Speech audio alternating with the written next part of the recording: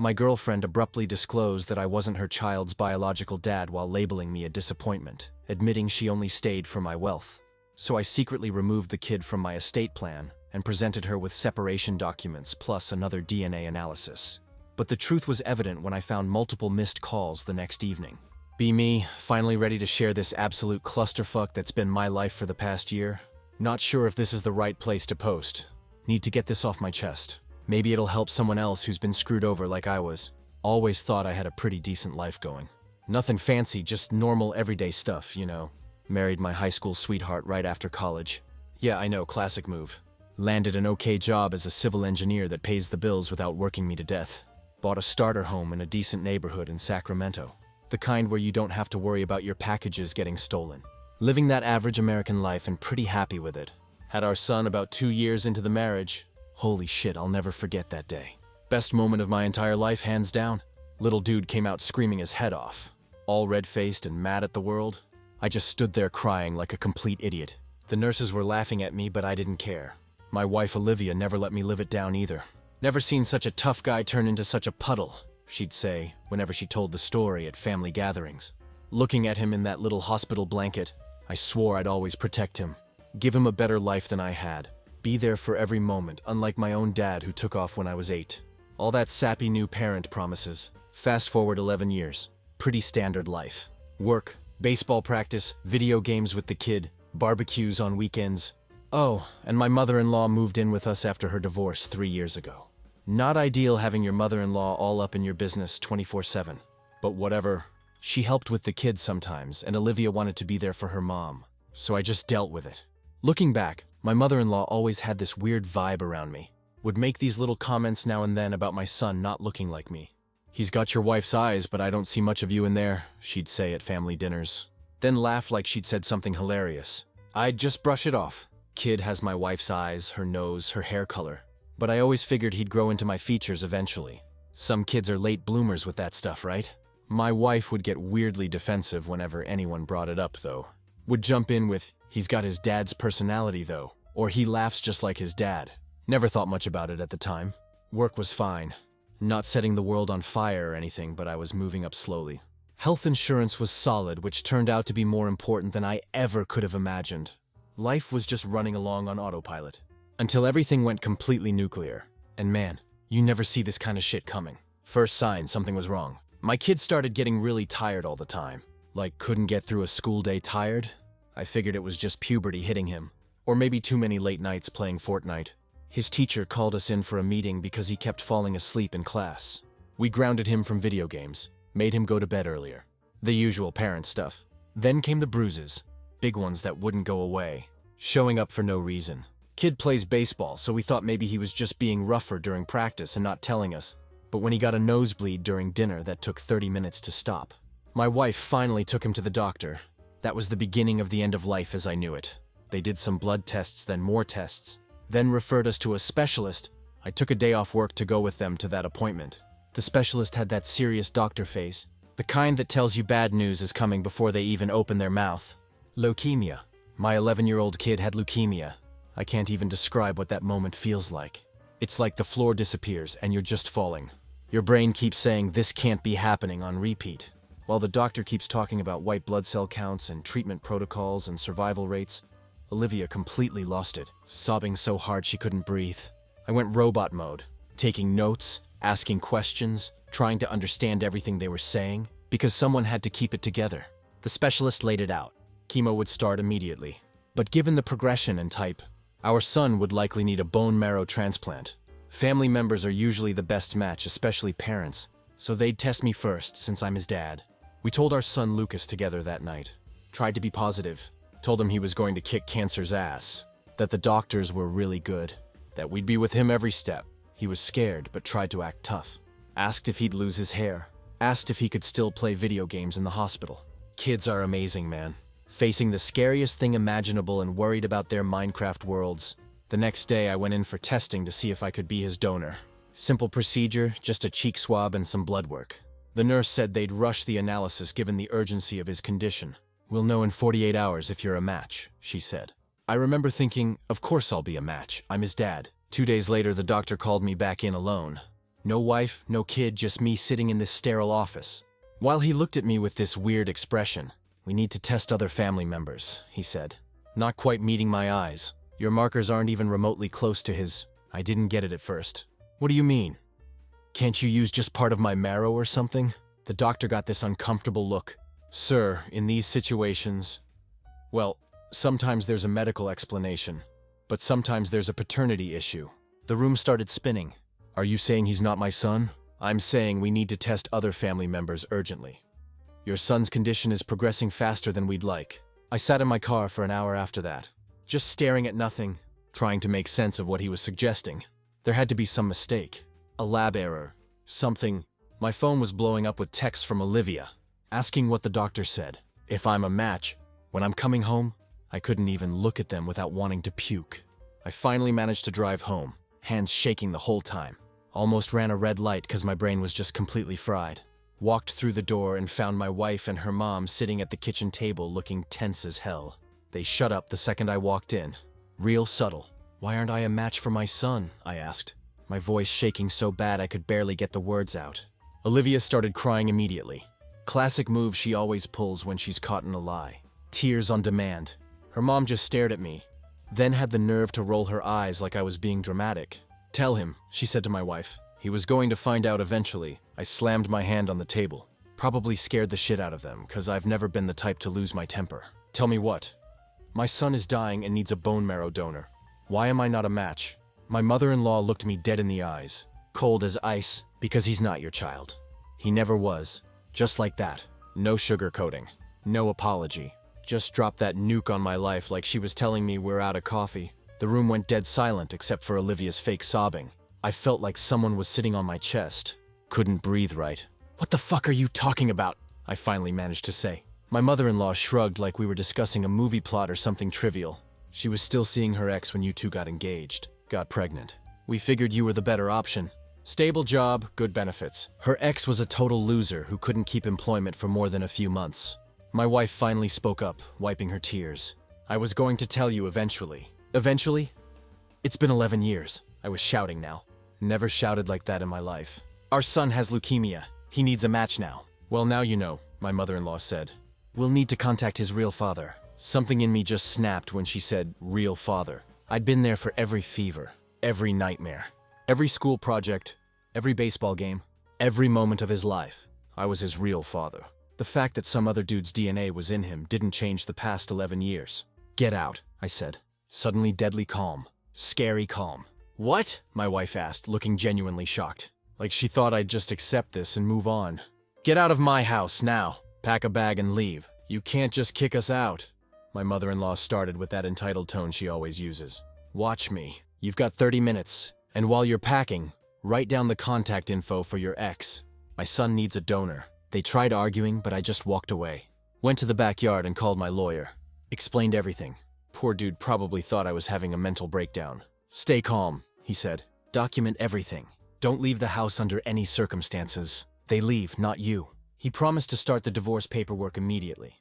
Told me to forward any medical records proving what happened. Said I needed to focus on my son's treatment. And he'd handle the legal storm. Olivia came out to the yard, eyes all puffy, trying to play the victim. "You're really throwing away our family now when our son needs us both." I just stared at her. "Did you ever love me, or was I just a walking ATM this whole time?" "Of course I loved you, I still do. This doesn't change anything between us." "Unreal." "Doesn't change anything?" "You've been lying to me since day one. Everything about our life together is a lie." "Not everything," she said, reaching for my hand. I pulled away like she was covered in acid. "Does he know?" I asked. "Does Lucas know I'm not his biological father?" "No, God no." "And there's no reason for him to find out. This can stay between us." I laughed. Actually laughed. "Stay between us?"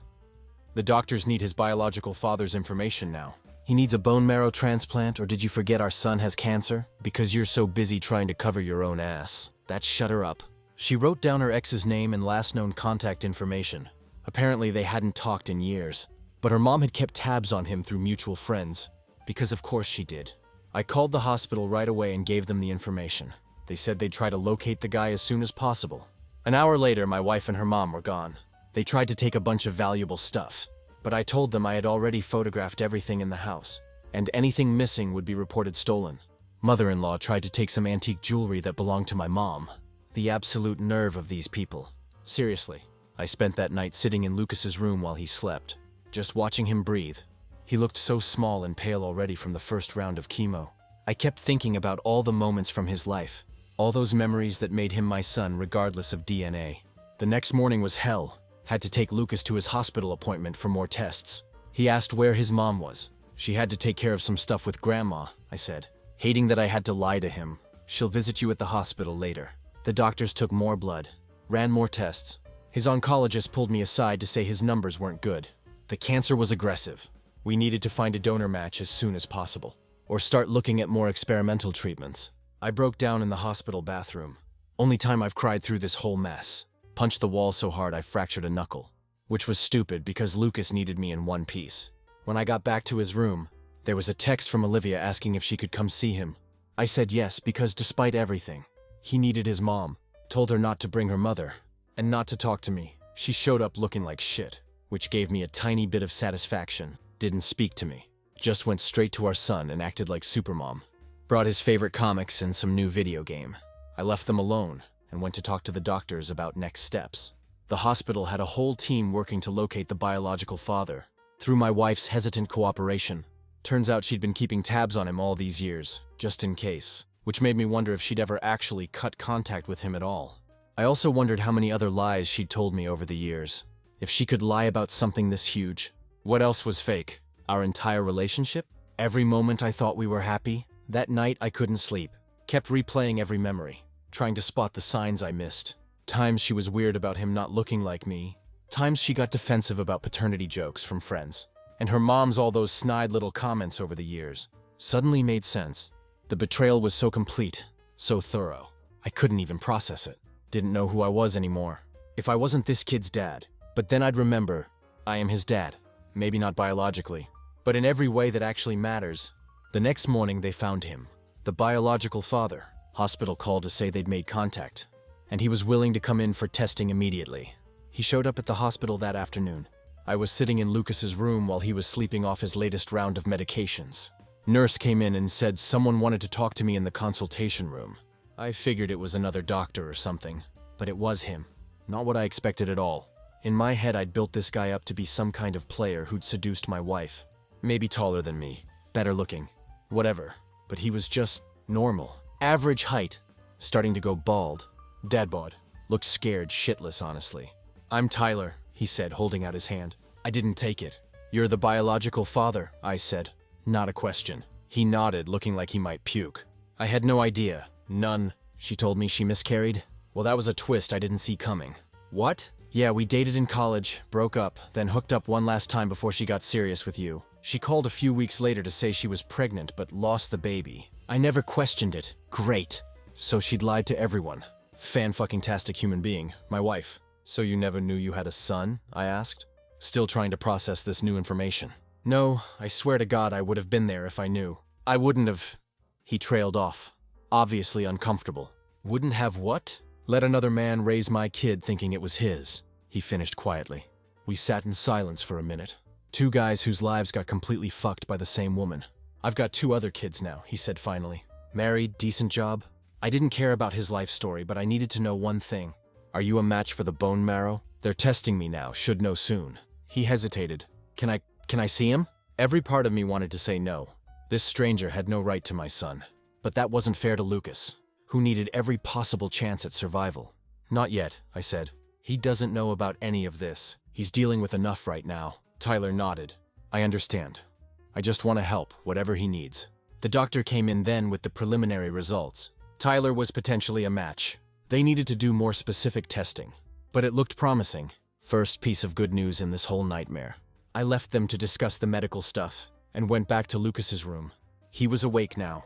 Tubes everywhere. Skin pale as paper. Where'd you go, Dad? He asked, voice all raspy. Dad. That word hit different now.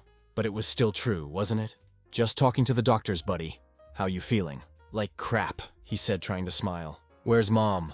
I'd been dreading that question. She'll be by later. Another lie to protect him. The lies were piling up, but these ones at least were to shield him. Not for selfish reasons. That day I met with my lawyer, who'd come to the hospital. He had me sign a stack of papers: divorce filing, emergency custody order, DNA test requests for legal purposes, asset protection documents. What about his biological father? I asked. What rights does he have? That's complicated, my lawyer said. Given the circumstances and the length of time you've been the child's father, you have a strong case for maintaining primary custody, but biologically he has rights too if he wants to pursue them. One more thing to worry about. But first we had to get Lucas through this. That night I slept in the chair by my son's bed. Hospital staff brought me a blanket and pillow. Around 3 a.m., Lucas woke up sick. Nurses rushed in. More meds, more tests. Dawn was breaking by the time he fell back asleep. My phone had been blowing up all night. Texts from Olivia, from her mom, from friends who'd obviously heard some version of what was happening. I ignored them all. Tyler came back in the morning for more testing. We passed each other in the hallway. Awkward nod. What do you say to the guy who unknowingly fathered the child you've raised for 11 years? The doctor caught me getting coffee in the family room. Good news, he said. Tyler is a match. One of the best matches we could hope for. Relief hit me so hard I had to sit down. So what happens now? We'll prep both of them for the procedure. There's some paperwork, some more tests, but we can move quickly given the urgency of your son's condition. For the first time in days, I felt something like hope. Lucas had a chance. That's all that mattered right now. But the nightmare was far from over.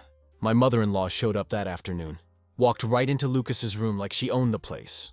I was in the bathroom and came out to find her sitting by his bed, filling his head with God knows what.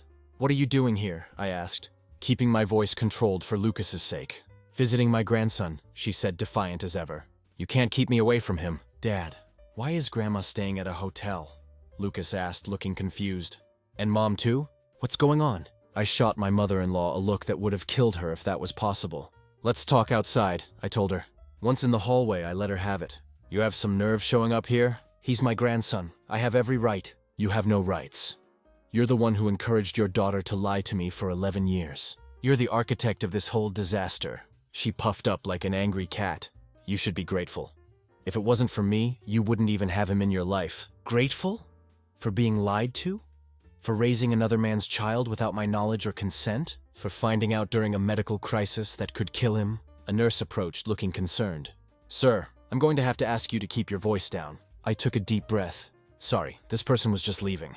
I most certainly am not, she protested. Yes, you are, I said firmly. Or I'm calling security. Your choice. She left, but not before promising this wasn't over. Back in Lucas's room, he was full of questions I couldn't answer yet.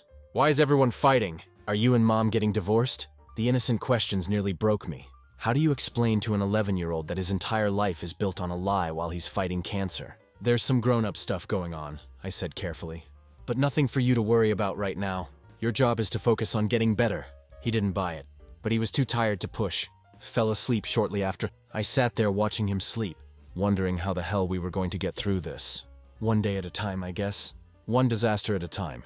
The next day was the big one. They were prepping Tyler for the bone marrow donation. Lucas was getting pumped full of meds to prepare his system. The doctors explained everything to him in kid-friendly terms. But basically, they were wiping out his entire immune system to make room for the new cells. My heart broke watching him try to act tough when he asked if it would hurt, but I could see the fear in his eyes. The doctor assured him he'd be asleep and wouldn't feel a thing during the procedure, though he might feel crummy afterward as his body rebuilt itself. I didn't get to meet with Tyler before the procedure, probably for the best. The whole situation was awkward enough, without having to make small talk with the guy who unknowingly fathered my son. Because my wife is a pathological liar, Olivia showed up right before they took Lucas to prep. I'd been there all night and looked like warmed over death. She, of course, looked fresh and put together, ready to play the devoted mother role. Watching him try to be brave destroyed me inside. 11 years old and facing something most adults would crumble under. I squeezed his hand and told him he was the toughest kid I know. The last thing he asked before the pre-op meds kicked in was if I'd be there when he woke up. I promised wild horses couldn't drag me away. After they wheeled him out, I was stuck in the empty room with Olivia. The silence was suffocating. She announced she was staying until he was out of recovery. Fine by me. We sat in stony silence for a while, before she tried asking about Tyler. I shut that down real quick, reminding her I'd been a little busy making sure our son didn't die. She tried playing the victim card, saying I was being unfair. That set me off. Nothing about this situation was fair to anyone, especially not Lucas. The surgery took 6 hours, longest 6 hours of my life. Olivia and I sat on opposite sides of the waiting room, not speaking. Her mom tried to show up again, but got turned away at the reception desk. Small victories. The surgeon finally emerged looking tired but satisfied. Everything went well with both patients. Olivia immediately asked when we could see our son. The doc explained he'd be in isolation for at least a week. While his immune system rebuilt, we could see him through the glass but no direct contact. A week of not being able to hug my son or comfort him. But if that's what it took to save him, I'd do it. They let us peek in on him in recovery. He looked so small, surrounded by all those machines, pale as a ghost with dark circles under his eyes. I pressed my hand against the glass like I could somehow reach him. The doctor pulled us aside to discuss post-hospital care. Lucas would need a sterile environment with minimal germ exposure. Until his immune system strengthened, I informed him I'd already started deep cleaning the house, installing new air filters. The works. The doc looked uncomfortably between me and Olivia, acknowledging the complicated family situation, but emphasizing Lucas would need stability and consistent care during recovery. I assured him firmly that our son would have everything he needed. At his home with me, Olivia started to protest, but the doctor shut it down, saying he didn't need to know our personal details, just that his patient would have proper care. The next few days blurred together. Hospital shifts, doctor meetings, and avoiding Olivia as much as possible. We took different shifts at the hospital, with brief awkward handoffs, where we'd update each other on his condition. The divorce moved insanely fast. My lawyer crushed it, got an emergency hearing scheduled. Thanks to Olivia's nonstop lying, she tried to play victim, claiming I was ditching her during a family medical crisis. But the judge shut that down real quick.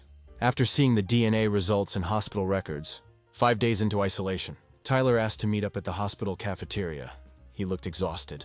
Still bandaged from the bone marrow procedure. It was awkward small talk, until he mentioned our son, and that phrase hit me hard. I corrected him instantly.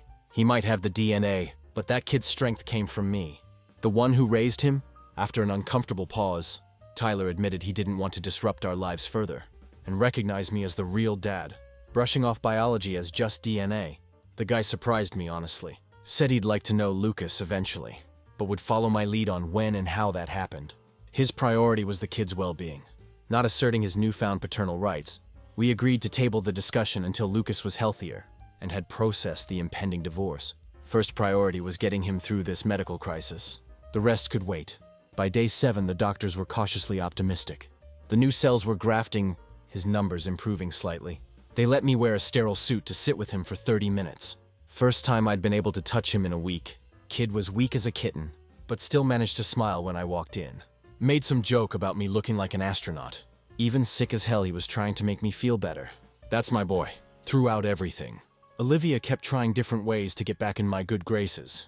Apologies, excuses, and promises to fix things. I shut it all down, only talking about Lucas's medical care. The nurses caught on quick, and started scheduling our visits separately to avoid the tension. Discharge day finally arrived. When the doctor gave the all clear, I barely held it together. I made it to my car before completely breaking down, the relief and anger crashing over me. But I pulled myself together because Lucas needed me strong. Driving home, watching him rest peacefully in the back seat, I made a promise to myself. No matter what happened, I'd always be his dad first. First night home, Lucas was quiet. Too quiet. Kid who'd normally talk my ear off just stared at the TV, barely saying 2 words. When I was getting him settled into bed, he finally asked the question I'd been dreading. "Are you and Mom getting divorced?" Couldn't lie to him. Told him yes, we were. He started crying, asking if it was his fault, if it was because he got sick. Broke my fucking heart.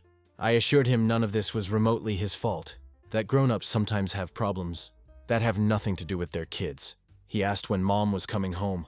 That question sucked, because I knew she wasn't ever. Told him Mom would be staying somewhere else, but would still see him all the time. Kid fell asleep crying. I sat outside his room drinking coffee until like 3 a.m., feeling like the world's biggest failure, even though I hadn't done anything wrong. The bone marrow transplant was working though. Thank God. His counts improved a little every day. The home health nurse came by daily to check on him and draw blood. Kid hated the needles, but was a trooper about it. Olivia was allowed supervised visits 3 times a week. Hospital provided a social worker to oversee them, since the court was concerned about her emotional stability and potential for parental alienation. Fancy terms for, might say crazy shit to turn the kid against his dad. Those visits were awkward as hell. She'd show up with new toys, games, Anything to buy his affection. Lucas was happy to see her, but got tired easily. Social worker was good about ending visits when she saw him fading. About 2 months after coming home, I finally had the conversation I'd been dreading, telling Lucas the truth about his biological father. Had a child psychologist help prep me. And honestly, it was the toughest talk of my life. I sat him down, reassured him I'd always be his dad no matter what DNA said, then gently explained that his mom hadn't been fully honest.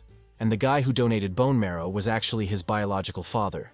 He got upset, asked a lot of hard questions. Why his mom lied, if he had to call this other guy dad, or if this was why we were divorcing. But I answered the best I could without trashing his mom. We both cried, and in the end he hugged me tight and said, "You're still my dad," which completely broke me. A few days later, he surprised me by saying he wanted to meet Tyler. And though the first meeting was awkward as hell, they bonded over Minecraft. Afterward, he had more questions. Siblings, family stuff. But I assured him nothing changes our relationship. He'd always be my kid, no matter what. At the final divorce hearing, the judge gave me primary custody, the house, and most assets. Olivia got standard visitation, her car, and a fair, honestly generous financial settlement. She freaked out in court, nearly got herself held in contempt, and her lawyer had to drag her out.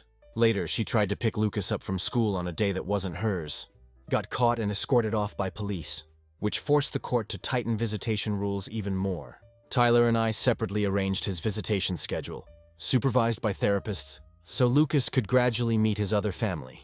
My ex-mother-in-law eventually violated her restraining order, got hit with community service, then moved away, telling anyone who'd listen that I ruined her family. Whatever helps her sleep, I guess. By the 6-month mark post-diagnosis, things had settled into a new normal. Lucas was officially in remission. Back at school part-time, I was working from home to be available for him. Olivia had her visitation schedule that she mostly stuck to. We kept the therapy going even after he physically recovered. Best decision ever. Gave him a safe space to process everything, without worrying about hurting anyone's feelings. Started dating again recently. Nothing serious. Just coffee here and there with a pediatric nurse I met through Lucas's hospital stays. She gets the whole complicated family situation. Lucas likes her, which matters more than anything. One night Lucas beat me at some video game, and looked nervous about my reaction. I just laughed and messed up his hair. "That's my boy," I said without thinking. The smile he gave me in return was worth everything we'd been through. So yeah, that's where things stand now. Life turned upside down, but we survived. More than survived. Found a new kind of strength I never knew we had. For those wondering, yeah, Tyler is legally recognized as the biological father now, but I maintain primary custody and all parental rights. He's cool with that arrangement. Says I earned it by being there for 11 years when he couldn't be. The one good thing that came out of this nightmare. I know who my real family is now, and I know what I'm made of.